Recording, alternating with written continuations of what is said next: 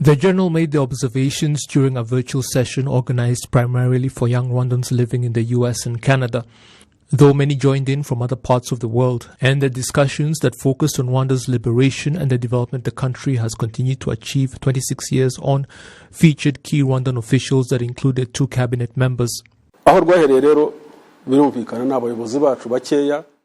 The liberation struggle actually began with the thoughts and initiatives of a few of our leaders that included His Excellency the President of the Republic, and others like us joined later.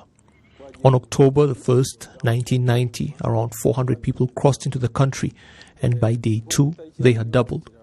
By the 4th and 5th days, the French and Zaire forces had come to fight against us, and obviously those 800 would not have fought them off alone. More young people kept joining from Rwanda and neighboring countries, and the numbers kept increasing and expanding operations until the country was eventually liberated. Now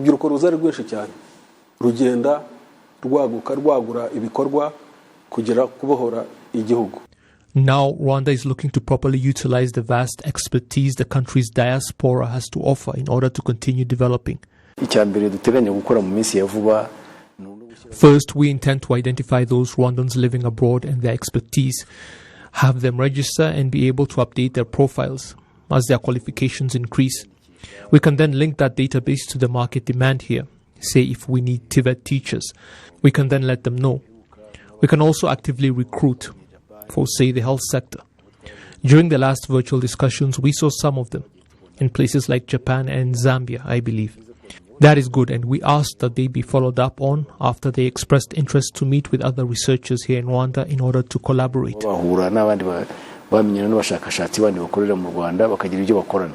The youth who participated in the discussions were also given opportunities to express their views and ask questions. We are happy that Rwanda has been able to build a peace for all people, and this is reflected in the confidence Rwandans have in their security organs. How can Rwanda benefit more from being among the top 3 countries globally when it comes to contributing peacekeepers around the world?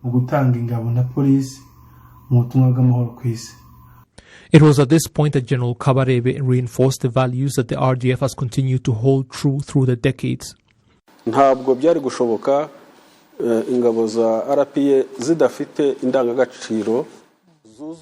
of what the RPA did would have been possible if the soldiers did not have certain very important values they held sacred. Values like sacrifice, patriotism, attentiveness, having a vision, properly utilizing your limited resources, and loving your fellow Rwandans to the point of dying for them. At this point, the struggle now requires a lot from all people, not just soldiers, and that is why Rwandans need to hold on to such values if we are to continue this journey. The values the RDF has maintained have never changed. They are the same ones that stopped the genocide against Tutsis and liberated the country. They have never changed and only continued, which is important, and that is why people have a lot of confidence in their soldiers.